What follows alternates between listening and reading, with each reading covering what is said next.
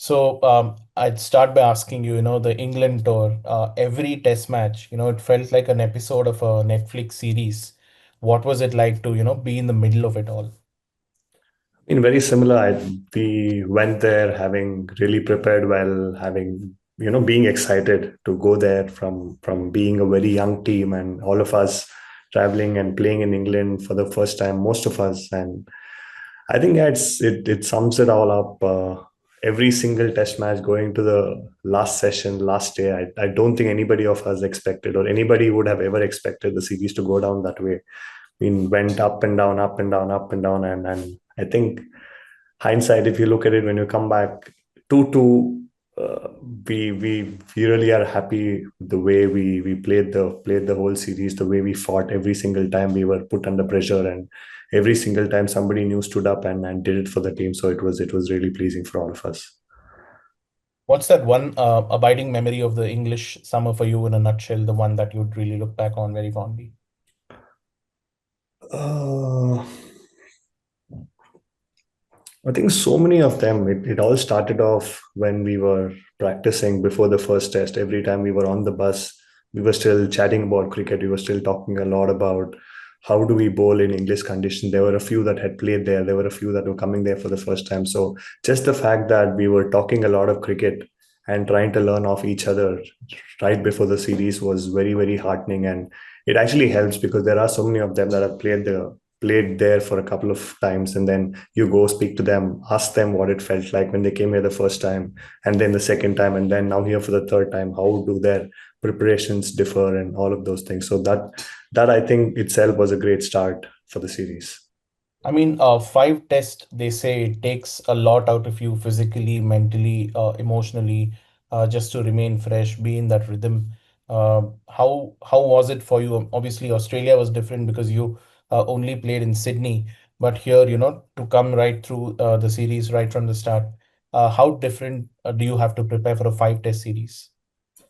It was, like you rightly said, Australia was my first five test series, and having heard from a lot of seniors in the team, it is a proper grueling few weeks that everybody goes through. And for me, Australia was really, really challenging mentally because I felt I went there to play the A games, bowled well, was in great rhythm, and had to wait for my chance. And then when I finally played, it took a lot for me mentally in the four test matches, having to fight for my spot or get to start the series, because once you start playing, it's a different mental battle altogether. But if when you're not playing outside, you're preparing a certain way, it's a different challenge. So mentally I was pretty well challenged there, and then coming into England, it was I was in a lot better place because I knew I had handled five match series, not having played it, and playing it and taking it from there is a different challenge again, that comes to the physical aspect of it. So it was very, very hard. You get to bowl a lot of overs. We were playing with mostly pacers that do the job, especially in the first, second innings that we play. So it was a grueling one. Once the series got over, it felt like, oh my God, that was one good series. And mentally, physically, I think all of us were challenged. Sometimes being together as a team helps a lot, and that takes away most of the mental stress. And I felt England, in a nutshell, I would say, was a very, very well knit squad that we had, that helped each other off to take that mental burden off. So since you've come back, what have you kind of, I mean, did you stay off bowling or how did you kind of manage yourself? Because as you said, it took a lot out of you physically. So how have you kind of conditioned yourself since you came back? Have you had some time off? What have you been up to? Yeah, I did take a week, 10 days off. I was fortunate enough that the Mysore Warriors owner was kind enough to say, you go have your time off, and then when you're back, you can get back to playing. Even when I was on the break, when I was hiking and stuff, I could actually feel my body hurting. I was still hurting off that last test, the 3 days, and then fourth day, I said I'm not going to do anything. I let my wife go on her hiking trip, and then I stayed back for a day and actually felt the body recover a little bit more. But yeah, physically there was a lot that it took, and took me a week to get off it, and then came back, played a few games at Maharaja. It's good to go back to your state, be with your state mates, be with your youngsters, and then chat with them, and get that feeling of getting back to cricket. And then once that got over, back training, back bowling, we had a few tests. the last 2 days, and then right now, like this morning when I woke up, I felt really good and felt like, okay, I'm ready to go play some more cricket now. Right. I'll just take you back to the fifth test oval morning session. First two balls, two boundaries, one of it a very lucky boundary to the fine leg region. What were you thinking at that point in time? Because it almost seemed like because India were only playing three pacers, one of you, Akashdeep or Siraj had to be on all the time. First two Mhm. balls goes for boundaries. What's going through your head with in that tight situation? No, the first ball I had clearly planned. I was going to bowl a bouncer because it just made me feel that I could set up the over or the following overs in a better way, knowing how the bouncer was acting, because I felt that was one of my main weapon. And that ball, when it went for a boundary, I understood what was happening in the pitch. And the second one was an inside edge altogether. But yeah, 8 runs off. I think I was still pretty composed. I knew I had to hit a certain area, certain length, and let the ball do the talking. And Siraj from the other end started off pretty well. The ball was swinging, so it wasn't swinging as much for me in the first couple of overs. It was swinging for him, so I had to pull myself back a little bit and ask myself, okay, what can I do now? How to get straighter? Then I that's how it started. The wicket of Jamie Smith actually changed it all, and from there it was about us being there in the right areas, and then it's a matter of time before a wicket fell. Before a lot of teammates and a lot of people who know you well, they say that you're someone who formulates your own plans and you kind of work out what you want to do before you go onto the pitch. In that kind of a situation where there weren't too many runs to play with, did that process or your thinking change?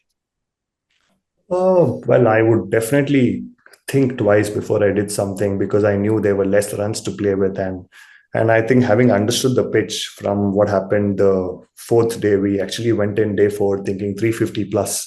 I think it's a little too hard on the pitch. And then the way it turned out the whole day, it actually made us hard as well. We had to bowl a lot of overs. We had to understand what's our defensive lines and then what's our attacking lines. That actually enabled me to make my plans a lot better. And I think, yeah, when I came in and I knew the first ball was going to be a bouncer, I was pretty prepared as to what is going to follow after that. So, yeah. What were the celebrations like? I mean, after you guys had won the test match, it's now nearly a month on when you sometimes sit back and reflect. Uh, what was it like? I mean, being in the heart of it, being so far away from us, watching outside, it was a moment of great joy for everyone watching such a tense test match finish. What was it like for you guys to, achieve what you guys did?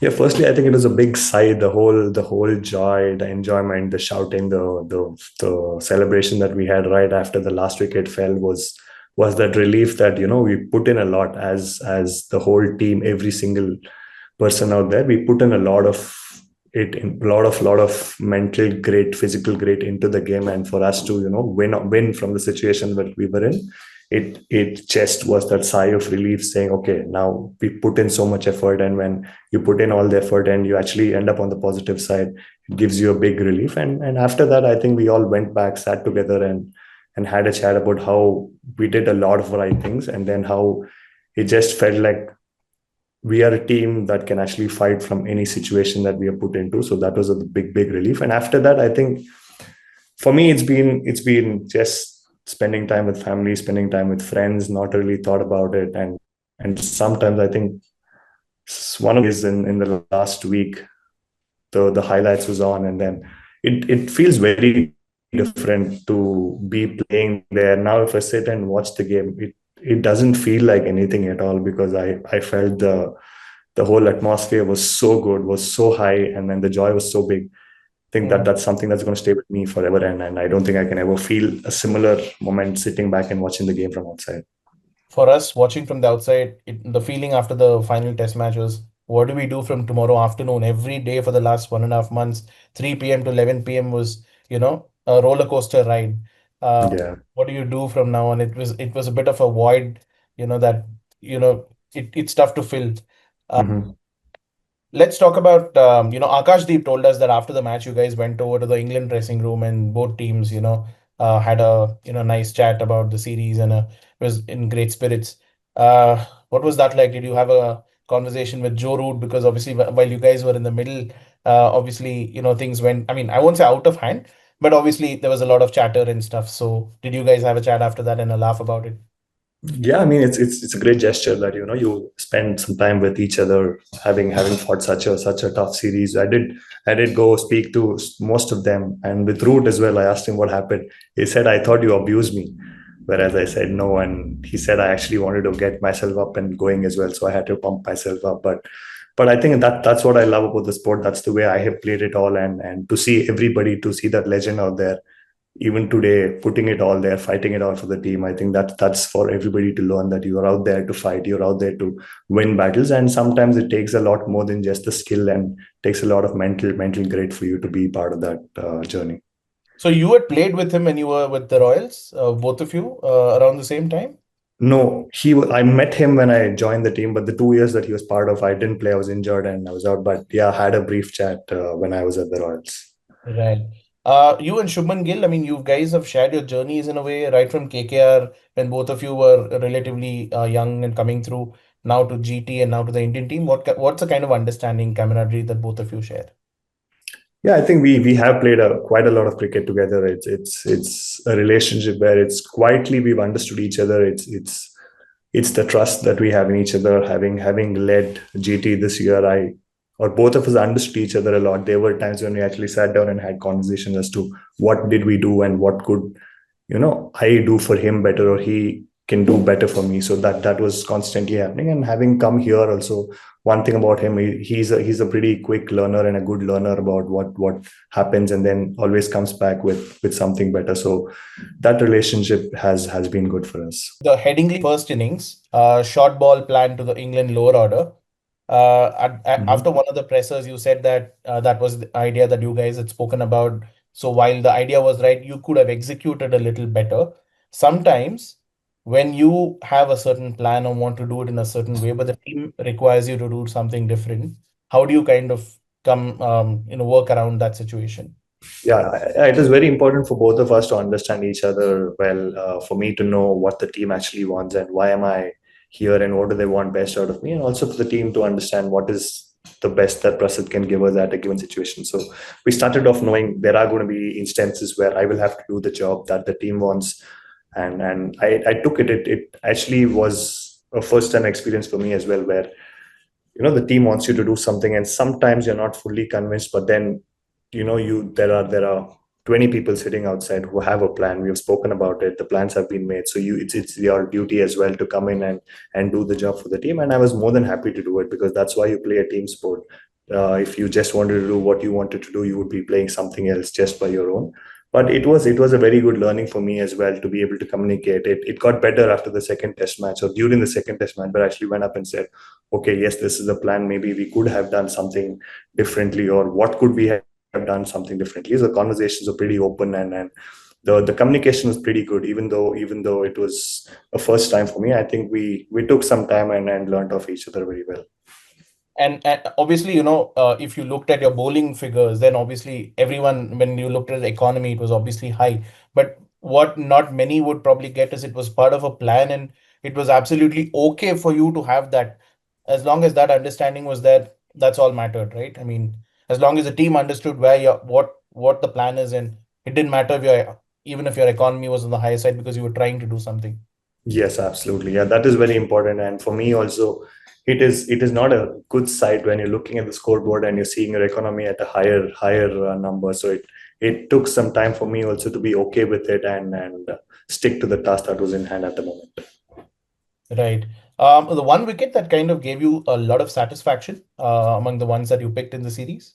I think the first test itself, when I was that spell when I got Crawley and Pope, I think it was very important for me to, I was kind of not hitting my lengths right. I was finding the wind and the slope slightly more harder than what I ever felt before. So that spell actually made me feel good. But otherwise, I think the spell that I bowled to Stokes in the second innings, I didn't get a wicket there, but I think that morning when I came in and bowled, that also gave me a bit of confidence.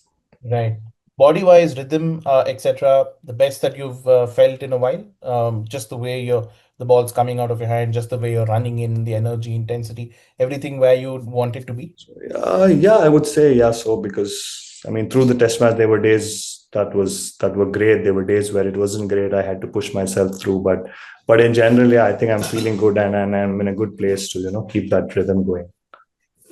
Josh Hazelwood recently said the best way for him is to keep playing nonstop. He felt that, this getting back the intensity and volumes is difficult if you take breaks in between or if you're off and on, off and on.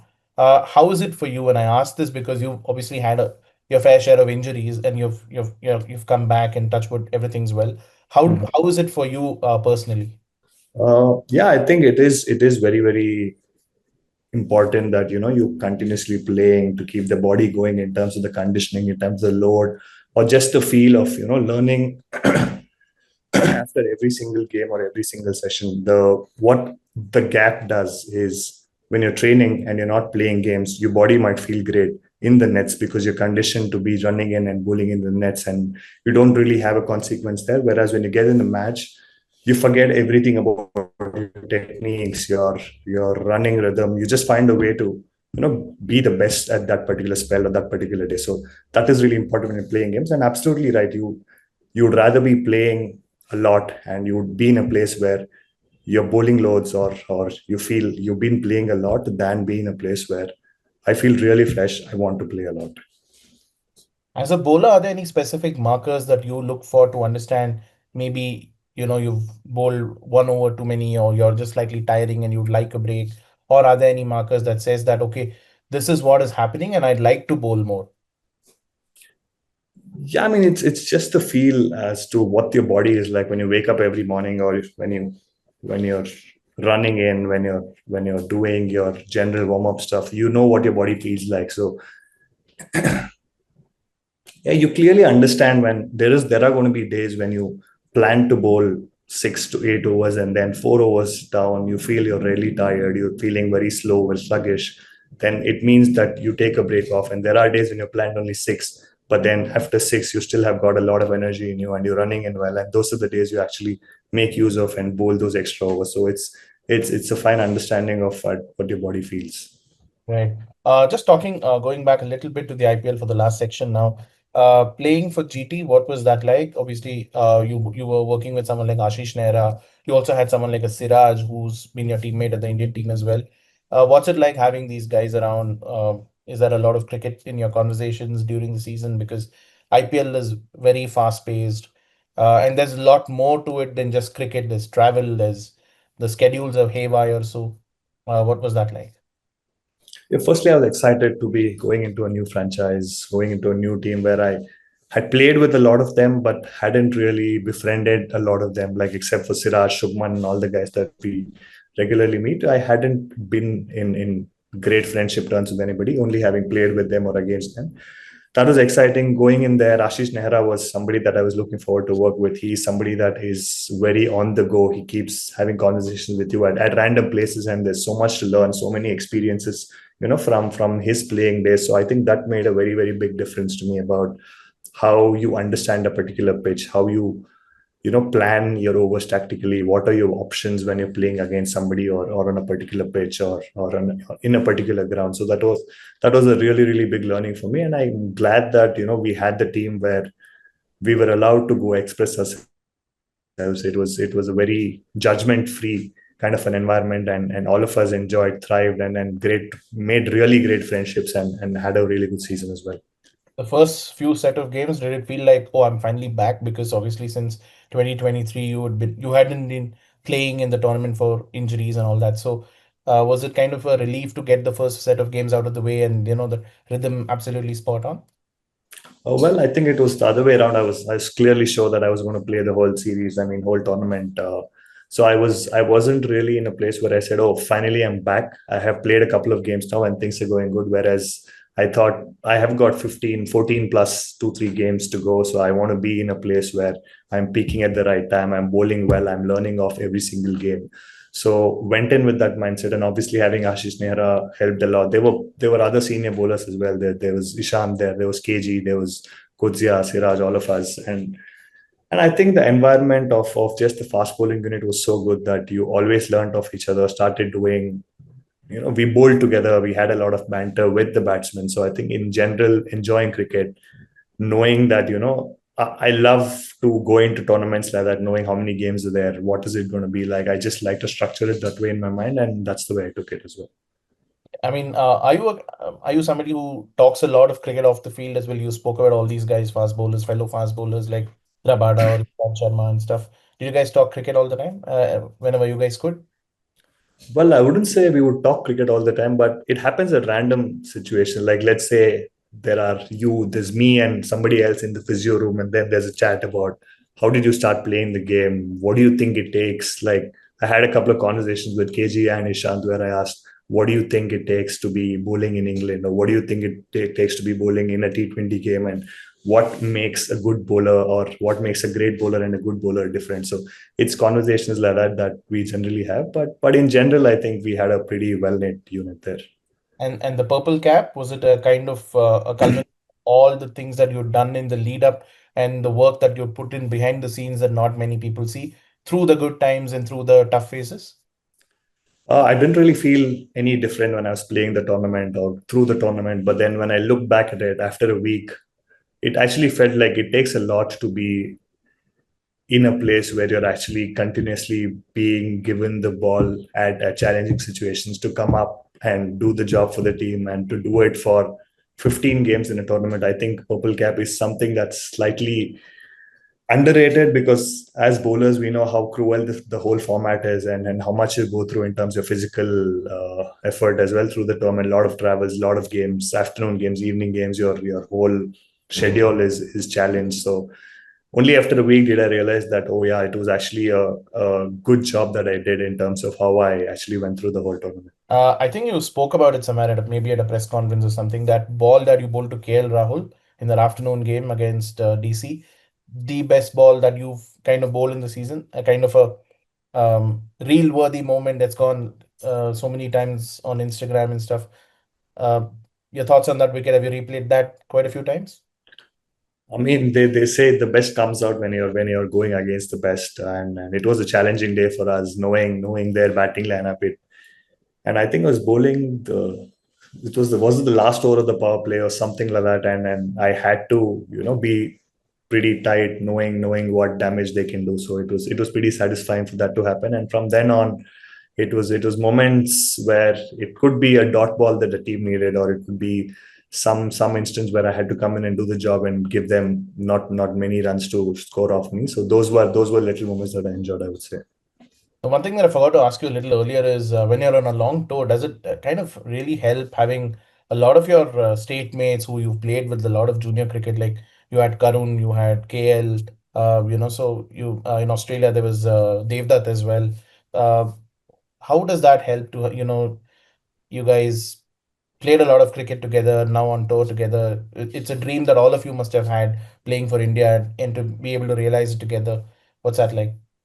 Absolutely, I think it makes a very very big difference. It was my wife that was reminding me, saying when you went on long tours, you would always feel homesick at the end of tours, and now that you have your Bangalore boys with you, it makes it a lot more easier. You haven't really said about missing home or anything. It makes a lot of difference because yes, we have played a lot of cricket together. Yes, we think alike. We have uh, things that we do that are similar to each other, and definitely helps. It gives you that comfort zone, and what it also does is when you have the comfort zone, you also have a place where you make new friends, you bring people together, or you join different groups and then have a great time together. And how does this set you up now for, for the season ahead? You said you're raring to go. I mean, offhand, I was talking to Anand the other day, and he told me that you've obviously taken the Asia Cup thing in your stride, and you're already looking ahead in your whatever comes your way. How do you kind of compartmentalize, and how do you kind of develop such a mindset? I don't know really. I don't know how I can put that into words, but I think it's the game itself. There are going to be times where you can only control what you can control, and you can obviously let situations bog you down or pump you up, and it can do a lot of things to you. But I've someone that's put a conscious effort in keeping all my emotions flat. I mean, you wouldn't really see me being really excited or being really low. That's a conscious effort that I put in, and when I want to do such things, these are things that I can learn off. And the one thing that I can do is train harder, bowl better, then upskill myself. And when there comes a day when I'm playing I can just bowl what I can do, or do what I can do, and then let everything else be its own.